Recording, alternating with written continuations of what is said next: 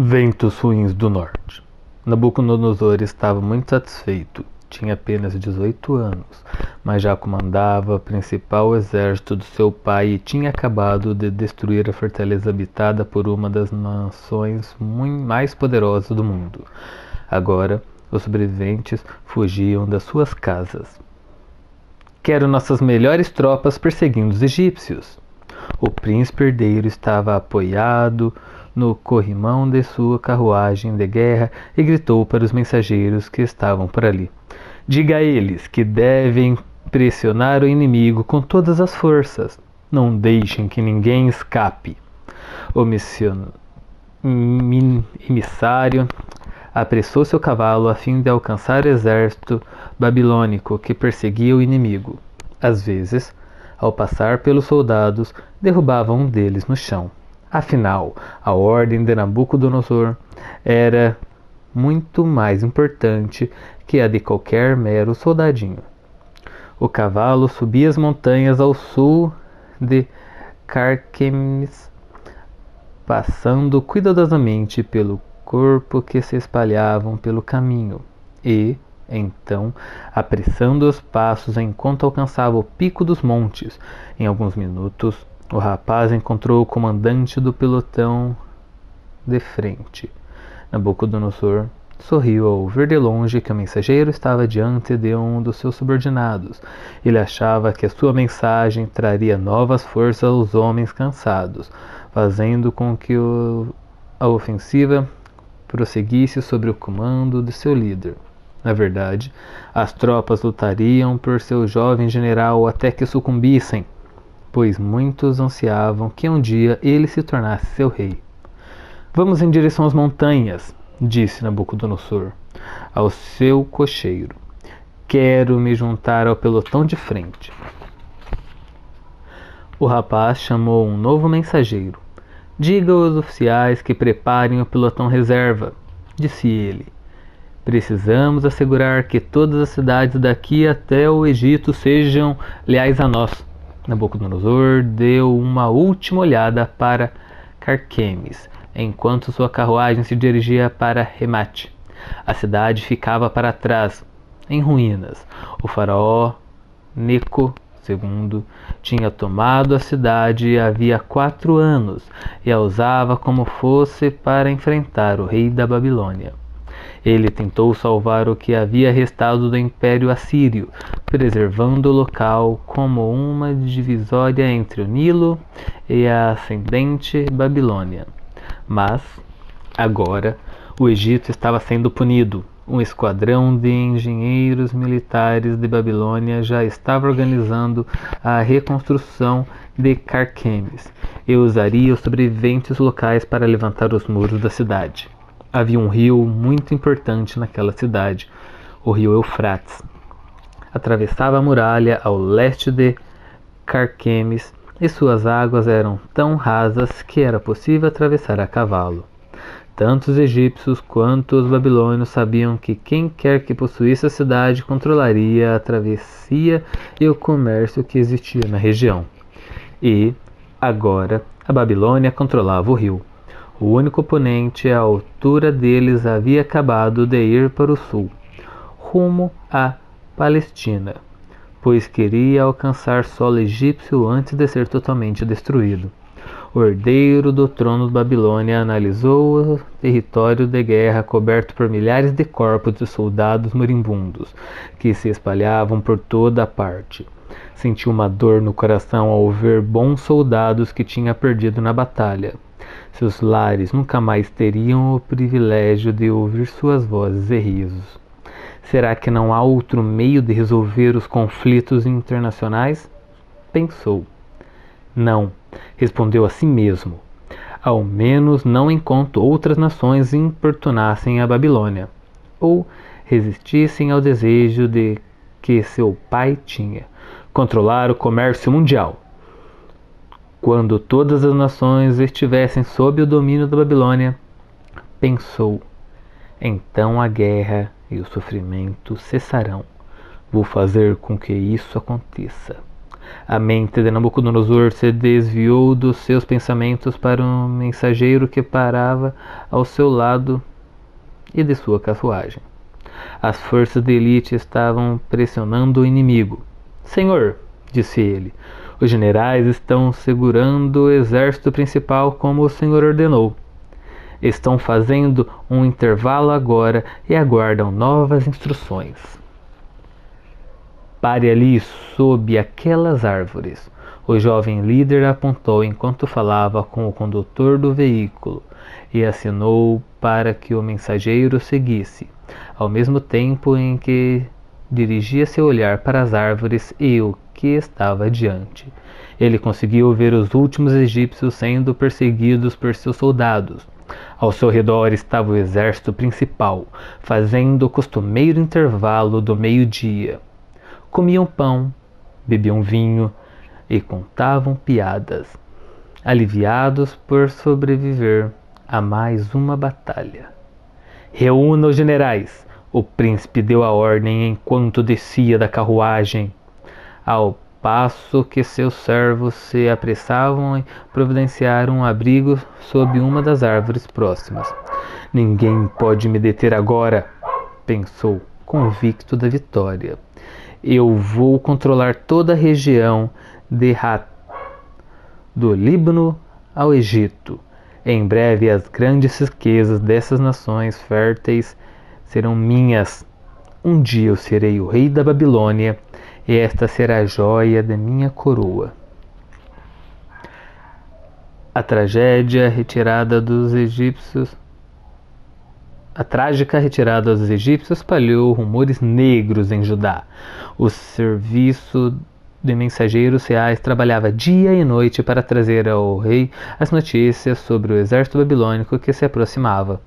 Na verdade, a cidade de Babilônia ficava bem longe dali, mas um deserto hostil tornava uma jornada direta um tanto improvável. Assim, a maior parte das pessoas que viajavam da Babilônia para a Palestina seguiram o rio Eufrates em direção a Carquemes e depois se dirigia para os vales da Síria, do Líbano e de Israel, o que dava uma distância de aproximadamente 1.600 quilômetros. De modo, os babilônios se aproximavam de Judá pelo norte, assim como a maior parte de seus inimigos através da história. A tropa de frente da Babilônia destruiu os egípcios, enquanto se dirigia para Jerusalém. Os cansados soldados do Nilo, desesperados por sobrevivência, sempre encontravam morte certa nas mãos de seus perseguidores. Alguns até sucumbiam à exaustão e davam seu último suspiro sem perceber os comprimentos da espada do inimigo. Logo, todos os combatentes vivos desapareceram no horizonte, deixando milhares de corpos espalhados pela estrada. Os sentinelas judaicos faziam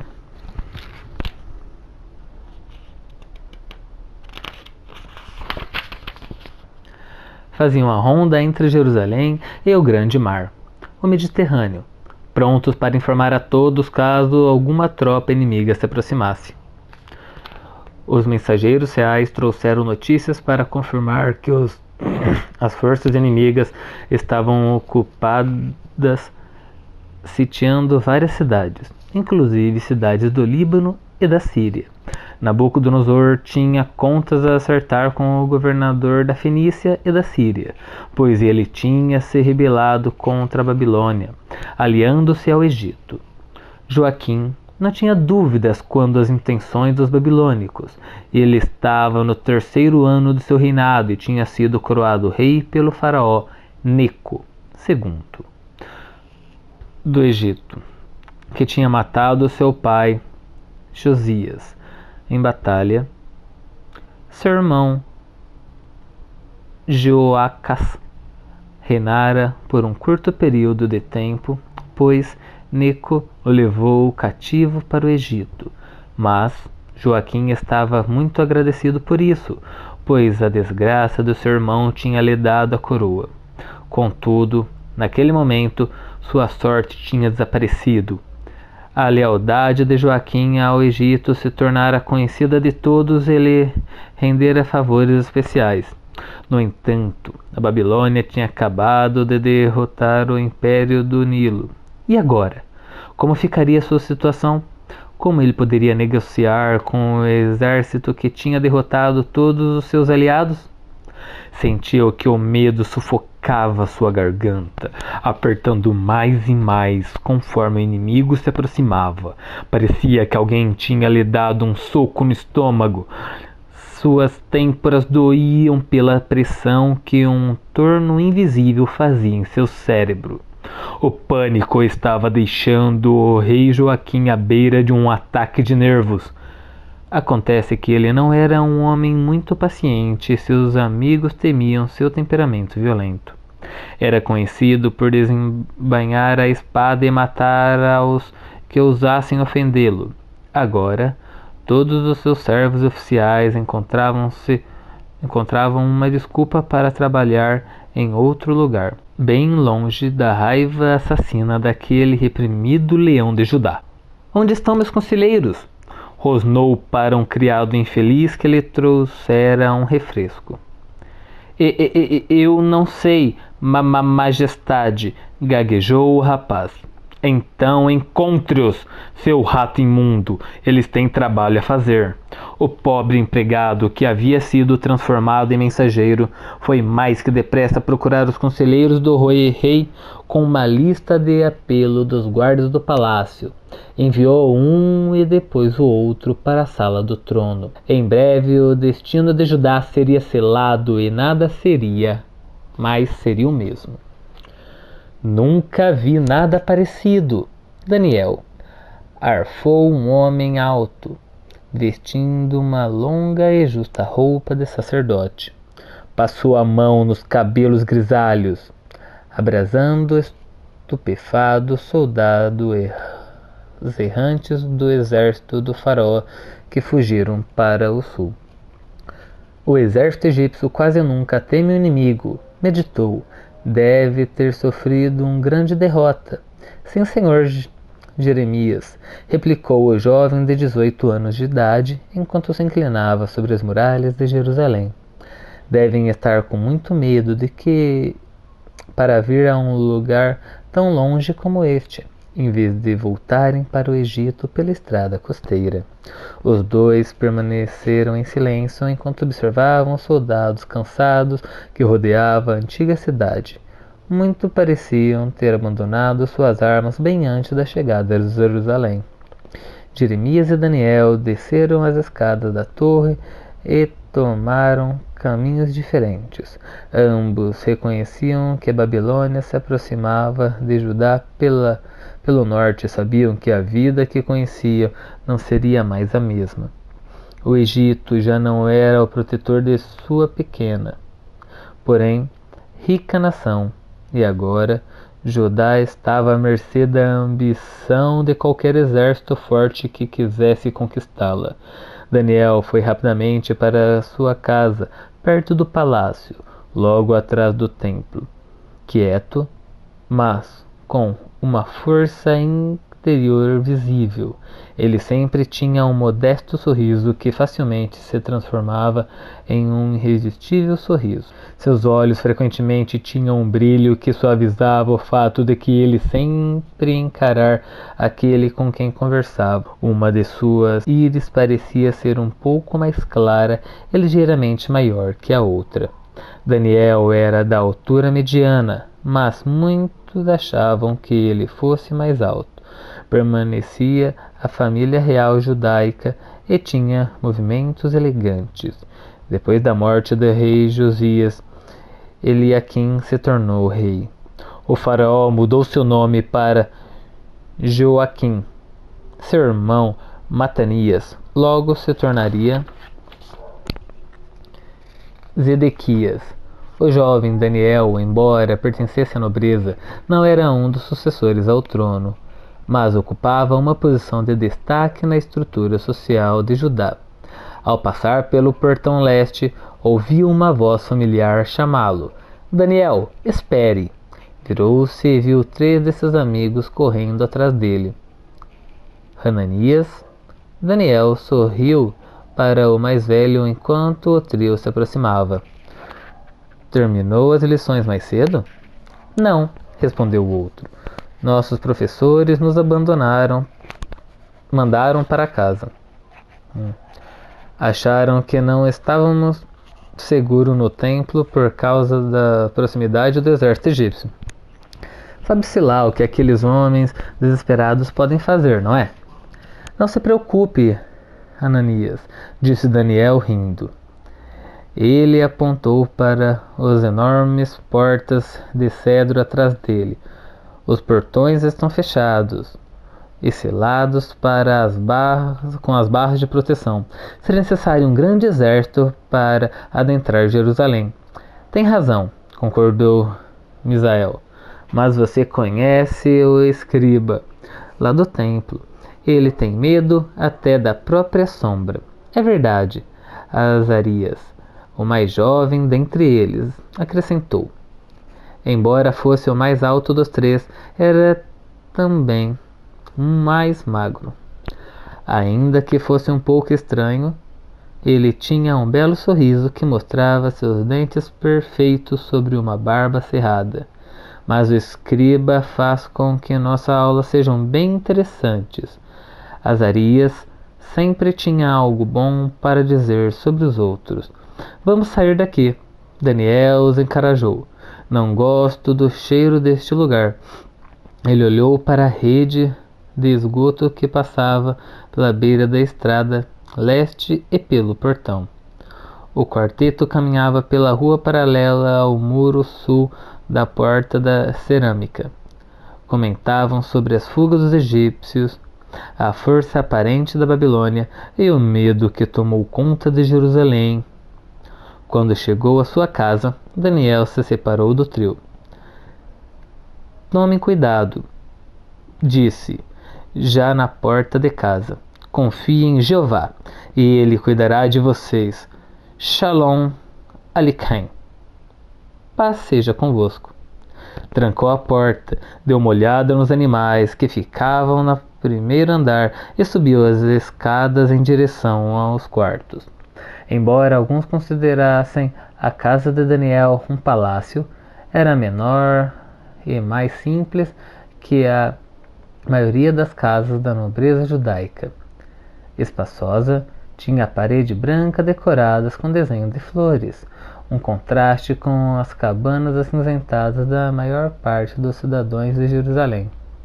Ah, Daniel, sua mãe desviou os olhos da panela em que fazia um cozido de legumes que estava borbulhando em cima do braseiro da cozinha. Está quase na hora do almoço e seu pai já está pronto para fazer a oração. Sim, mamãe. Precisamos das bênçãos de Jeová mais que nunca. Como assim?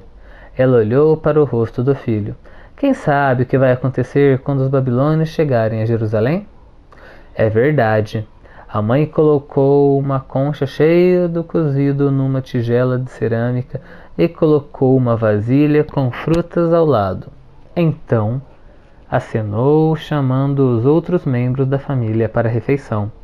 Os babilônios vão realmente vir aqui? Perguntou Daniel durante uma de suas aulas de entrada no templo. Sim, Jeremias respondeu. O rei Joaquim odiava o profeta e não sabia que ele ensinava os jovens, pois deixava esses detalhes insignificantes para os sacerdotes e levitas. Mas somos o povo escolhido de Deus, protestou Misael. Ele não devia nos proteger? É verdade, somos seu povo, Misael. Jeremias olhou através da janela do santuário numa posição um tanto embaraçosa. Porém, a maioria dos judeus se esqueceu de Deus, preferindo fazer o mal em vez do bem. Mas o rei Josias não levou o povo a se voltar para Deus? Daniel perguntou. Ele destruiu os altares pagãos espalhados por nossa terra. Josias tentou, disse Jeremias com um suspiro, mas não podia forçar o povo a voltar para Deus. Eles obedeciam ao rei, mas no coração continuavam tão pagãos quanto antes das reformas. Olhando os lugares altos que estavam reconstruídos ao redor de Jerusalém, o profeta abanou a mão em forma de arco, apontando-a para lugares proeminentes em volta da cidade. Em cada telhado e vale as pessoas oferecem sacrifício à deusa Asterote, a rainha do céu. Disse, cuspindo para fora da janela em sinal de nojo. No Monte das Oliveiras também tem muitos altares pagãos ao lado sul, bem na direção do templo. Foi o próprio Salomão que começou esses ultrajes e nem mesmo Josias conseguiu acabar com esse horror. O profeta caminhava pela sala com as mãos na cintura e o maxilar tenso pela raiva, mas tinha lágrimas nos olhos. Daniel sabia que Jeremias estava muito chateado com a apostasia do povo de Israel e de que nada além de um reavivamento completo satisfaria seu desejo de reconciliar o povo com Deus. O que acontecerá conosco? Perguntou o jovem. Onde é que isso vai terminar? Jeremias parou de andar e arregalou os olhos. Abriu a boca para falar, mas voltou a fechá-la, olhando para fora do templo por alguns minutos. Jerusalém vai desaparecer. Daniel, finalmente murmurou enquanto escorregava seu pé ao lado para outro no solo. Jeová vai trazer seu servo Nabucodonosor para destruir Judá e deportar nosso povo daqui. Por que o Senhor não fala isso para o povo? Perguntou Ananias. Já disse, tenho pregado sobre isso há anos e ninguém me dá ouvidos.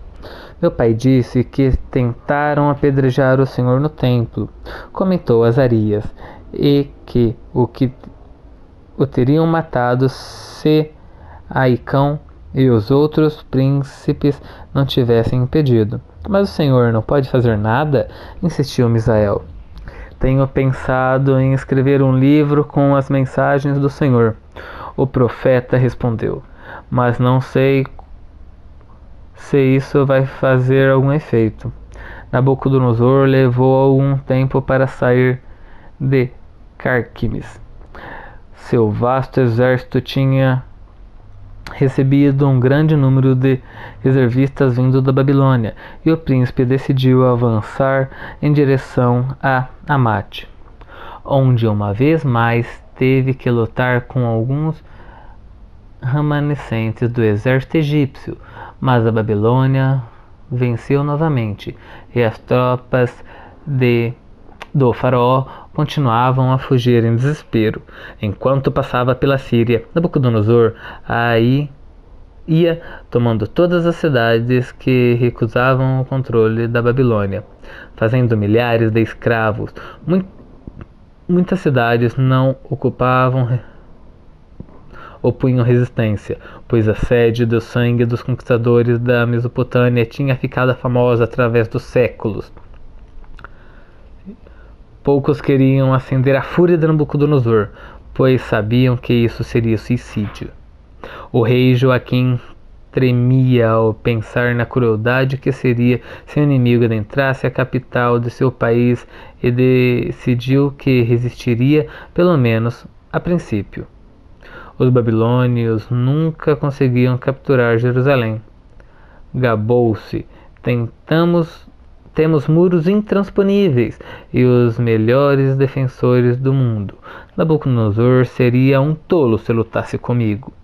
Porém, quando os caldeus começaram a cair como uma cascata nos vales e colinas próximos a Jerusalém, ele mudou seu discurso. Eles não vão acabar conosco, exclamou ao ver dezenas de milhares de veteranos da guerra cercando sistematicamente a cidade, parecendo formigas prontas para atacar um pote cheio de doce. Podia até imaginar como seria uma captura e execução nas mãos do inimigo cruel. Nabucodonosor designou um grande exército para cercar Jerusalém. Enquanto ele seguia em direção ao Egito, seu pelotão de elite logo neutralizou qualquer resistência e o príncipe encontrou pouca oposição. Dentro de alguns dias ele estava em Sim, a fortaleza egípcia, pronto para a batalha final. A vitória sobre Neco II parecia muito próxima. O jovem comandante babilônio ainda não tinha se aproximado do faraó, quando o mensageiro lhe trouxe a nota de rendição do rei Joaquim. Poupe nossa vida, implorava ele. Seremos seus escravos. Ótimo! O jovem príncipe riu, enquanto seu escrivão terminava de ler o documento. Vão pagar mais impostos se estiverem vivos em vez de mortos. Leve uma mensagem a Jerusalém. O escrivão estava com suas ferramentas à mão. Um instrumento parecido com um pincel e um pedaço de porcelana que usaria para fazer as anotações. Aceitou sua rendição, ditou o príncipe herdeiro. Ninguém morrerá a menos que haja resistência de sua parte. Espero receber reféns como garantia da sua lealdade. Mais tarde, o escrivão copiaria a mensagem numa tábua de barro macio, gravado tudo em cuneiformes, isto é, complexos moldes em forma de cunha. Ele trabalhava rápido, mas com muito cuidado, pois a mensagem de seu comandante não podia ser mal interpretada. Ainda estava terminando quando um emissário chegou a galope, desceu do cavalo e se jogou aos pés de Nabucodonosor. Meu senhor, disse ofegante, o grande rei, o rei Nabopolassar da Babilônia, morreu e seus irmãos estão discutindo quem vai assumir o trono. Meus irmãos? Esbravejou o príncipe ao descer de seu trono portátil. Traidores! Eles sabem que nosso pai escolheu a mim para sucedê-lo. Ele se virou olhando para o Egito por um instante. Lágrimas corriam pelos cantos de seus olhos ao se lembrar do pai. Estava morto, murmurou. O famoso conquistador de Nínive, aquele que terminou com a tirania dos assírios, nunca mais o verei. Deixando seu pesar de lado, Nabucodonosor partiu para a nação. General! Gritou um oficial surgindo logo atrás e se curvou diante de Nabucodonosor. Vou à Babilônia assegurar meu trono. Você está no comando. Sim, senhor, o general disse sorrindo. Estava muito feliz por aquela oportunidade. Os astros deviam ter destinado glória para o seu futuro, pois agora ele comandaria grande exército babilônico. Jerusalém se rendeu. Nabucodonosor lhe contou: e eu prometi poupar-lhes a vida se não resistirem. Transfira o exército para lá e certifique-se de que tudo seja devidamente arranjado. Quantos reféns vai querer, senhor? Perguntou o general. 10.000 dentre os príncipes, artesãos, oficiais e escrivãos. Não esvazie a cidade. Claro, mas traga-me os melhores. Nabucodonosor fez uma pausa enquanto fazia alguns planos. Trate-os bem, pois eles me podem ser úteis. Quando o senhor se vai, majestade? Dentro de 1 hora. Ele se virou e fez uma pausa. Teremos que esquecer o Egito por enquanto. Então, quando terminar em Jerusalém, traga exército para a Babilônia. Se meus irmãos me derem algum tipo de trabalho, vou precisar de vocês. Se não, bem, as tropas já lutaram muito este ano. Que os deuses o acompanhem, senhor, disse o general enquanto batia continência.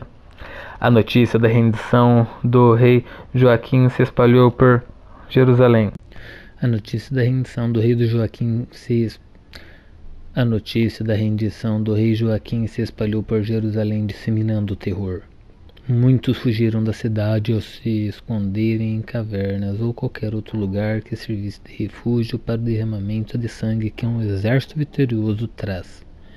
Os reis não pagavam muito aos seus exércitos. Os soldados esperavam conseguir algum dinheiro saqueando as cidades e vilas que conquistavam. Por que o rei Joaquim se rendeu? Protestou Misael. Os 3 amigos haviam se juntado à família de Daniel na despensa que ficava embaixo da casa deles. Gotas de suor brotavam de sua testa e escorriam para a ponta do nariz. Ele não sabe que os babilônios massacram a quem capturam? E estupram as mulheres, arrancam a pele das pessoas ainda vivas e roubam tudo que é de algum valor?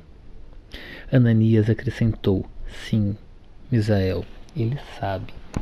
O som de uma trombeta soou longe, anunciando a ordem para abrir os portões. Não tenho medo. Daniel não tinha perdido seu sorriso. Mesmo no meio de uma crise, ele permanecia em paz com Deus e consigo mesmo. Lembram-se do que Jeremias nos ensinou? Que Deus disse: aos que me honram, honrarei. Quem honra tem razão, Daniel, suspirou Ananias, enquanto coçava a barba. Nossos pais nos ensinaram a confiar nele. Sempre. Acho que este é o momento para seguir seu conselho. Daniel fez sinal para que todos ficassem em silêncio. Vamos fazer um pacto com Deus e uns com os outros de sermos fiéis a Ele. Não importa o que aconteça. Certo, concordaram os outros. A tensão se dissipou e a família partilhou as compressas aprendidas na escritura. Misael tentou sorrir conforme sentia seus músculos relaxarem. Os guardas do portão leste moveram as barras de proteção e começavam a abrir as pesadas portas. Mas, quando viram um enorme exército babilônico pronto a avançar, fugiram, permitindo que o inimigo cumprisse sua tarefa. Guerreiros ferozes invadiram a cidade, prontos a enfrentar qualquer inimigo, mas encontraram a cidade deserta, exceto por alguns poucos animais. Destemidos, procuraram em todas as casas. Sabiam que todos os prováveis esconderijos e logo encheram as ruas de pessoas arrancadas de suas casas. Os guardas os colocaram em fila para que os oficiais pudessem escolher os reféns. Embora grosseiros e arrogantes, não machucaram ninguém, exceto que os ofereciam resistência, mas rebanharam milhares até a praça da cidade, dentro do portão leste, formando grupos para a longa viagem até a Babilônia. A família de Daniel não se mostrou surpresa ou resistente quando 2 soldados invadiram seu esconderijo e fizeram sinal para que voltassem à superfície. Eles cobriram os olhos por causa do sol e foram para a rua, descobrindo que os babilônios já tinham capturado todos seus vizinhos. Entendeu o que eu lhes disse? Daniel cochichou. Deus nos protegeu. Embora estejam saqueando as casas, parece que não estão machucando ninguém. Jeremias estava no alto do muro norte, assistindo com tristeza a cena dos grupos de reféns que começavam sua jornada para a Babilônia. Entre os cativos, ele pôde ver alguns dos mais promissores jovens da cidade. Alguns puderam levar suas esposas, mas a maioria viajava sozinha. Os invasores também tinham escolhido aleatoriamente alguma bonita moça para se tornar concubina do rei ou de algum nobre. As mulheres viajavam em carroças puxadas por bois. Foi então que Jeremias avistou Daniel e seus 3 amigos entre os cativos. A inteligência incomum de Daniel, sua beleza e devoção a Deus teriam feito dele um grande candidato a uma posição de liderança nas nações judaicas. Mas agora ele provavelmente morreria em algum calabouço ou então se tornaria escravo em alguma indústria de arte da Babilônia. Os olhos do profeta se encheram de lágrimas ao pensar em tamanha injustiça. Por que permitiste que levassem Daniel? Chorou em oração. A maioria dos reféns é pagã. Mas Daniel... Ele enxugou as lágrimas com o dorso da mão e se virou para olhar um movimento diferente atrás de si. Sua cabeça começou a latejar ao ver os soldados babilônios se aproximarem do templo. Um sacerdote tentou impedi-los, mas eles o empurraram para longe. Invadiram o recinto sagrado. Logo depois saíram com os braços carregados de objetos de ouro e prata. Dentro de algumas horas, os caldeus desapareceram em direção ao norte, levando seus reféns. Jeremias nunca mais veria Daniel e seus amigos, e os vasos do templo logo serviriam de altar para algum deus pagão. Vamos pegar a rota do deserto, Nabucodonosor gritou para seus guardas pessoais enquanto subia em sua carruagem. Devemos fazer a travessia em 3 ou 4 semanas. Sim, senhor, respondeu o general. Tenha cuidado, muitos já se perderam na aridez do deserto. Isso sem falar na falta de água. O guia me disse que encontraremos poços todos os dias. Há tamareiras nos oásis que nos darão um pouco de comida extra. Que os deuses o acompanhem, senhor. O general se ressentiu por não ter conseguido convencer o príncipe a desistir da perigosa jornada. Ele se curvou e se afastou para que o grupo seguisse adiante. Saiam do caminho, ordenou Nabucodonosor. Ele deu uma olhada no comboio enquanto sua carruagem seguia em frente. O rei havia selecionado seus melhores guerreiros, homens corajosos e leais, que tinham provado inúmeras vezes que podiam sobreviver a todo tipo de situação. Esse grupo protegeria dos homens do deserto e lutaria com eles na Babilônia, caso encontrasse alguma resistência. Deixando o exército em si, a pequena tropa seguiu pelo mar Macedônio, passando por Gaza e ao norte das montanhas de Judá. Passaram bem perto de Jerusalém, cruzando o vale do Rio Jordão, e depois seguiram rumo à terra dos Amonitas e de Quedar. Os cavalos galopavam com os passos calculados, a fim de que viajassem mais tempo sem se cansar. O homem andava bem próximo, pronto para qualquer situação de emergência. As espadas estavam sempre ao alcance. Os arcos e flechas ficavam pendurados em seus ombros e as lanças presas nas selas ou carruagens, bem ao alcance das mãos. Sentinelas iam a cerca de 5 quilômetros à frente para avisar se havia alguma emboscada pelo caminho. Outros ficavam cerca de 1 quilômetro atrás da tropa a fim de prevenir algum ataque surpresa. O grupo real passava em oásis a cada 10 ou 12 horas. Quando isso acontecia, alimentavam os cavalos e lhe davam água para beber. Depois descansavam sobre as palmeiras e comiam tâmaras ou outro alimento que encontrassem. Queriam que suas paradas coincidissem com a noite, mas nem sempre isso era possível. Nabucodonosor estava muito agoniado por sua situação. Ele havia reconquistado a Palestina e destruído parte do exército egípcio, perseguindo o grande faraó em sua toca, e estava pronto a espalhar o terror que atingiria o Egito sob o domínio da Babilônia. Porém, tudo tinha sido em vão. Seus pensamentos se embaralhavam. O pensar pela morte de seu pai se misturava à frustração pela campanha não terminada da conquista do Egito e a sua raiva pela evidente traição dos seus irmãos. Depois de 3 semanas, os cansados soldados pisaram no solo da Mesopotâmia, perto do rio Eufrates, em Anat. Embora estivessem exaustos, continuavam em direção à Babilônia. Os sentinelas ficavam ainda mais alertas, pois um ataque surpresa àquela altura poderia resultar em morte prematura para todo o grupo. A tensão aumentava conforme a tropa se movia adiante. Não havia tempo para descanso, pois a velocidade era a única esperança de sucesso.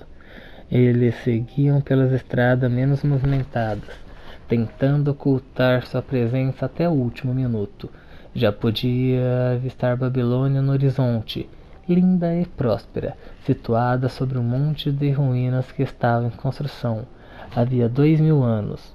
A torre central do templo emergia majestosamente entre os arredores.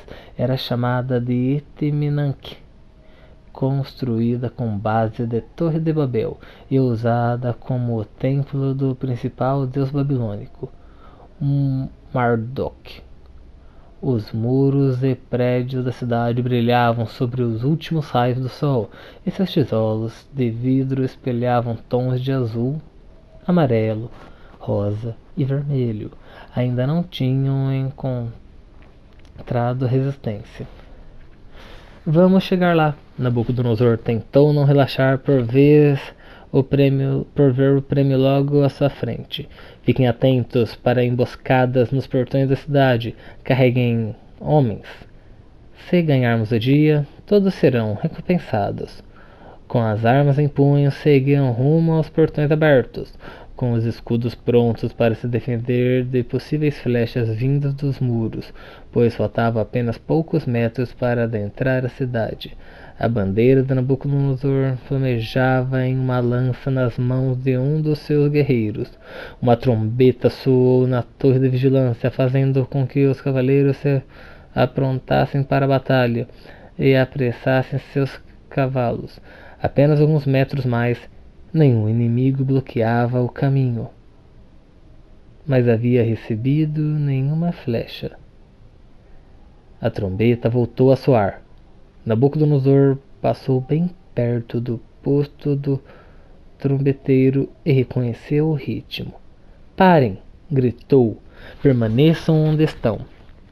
Os soldados exaustos obedeceram sem pestanejar. Dominaram os cavalos e aguardaram novas ordens. Olharam rapidamente de um lado para o outro, atentos a algum perigo iminente. Seus nervos estavam tensos, prontos a defender o príncipe herdeiro. Avancem num desfile real, Nabucodonosor gritou. Os homens confusos obedeceram, movimentando-se a passos calculados pelo caminho das procissões, enquanto uma multidão de súditos felizes se acotovelava nas ruas. O som da trombeta tinha anunciado a chegada do rei e a multidão dava as boas-vindas ao seu novo monarca.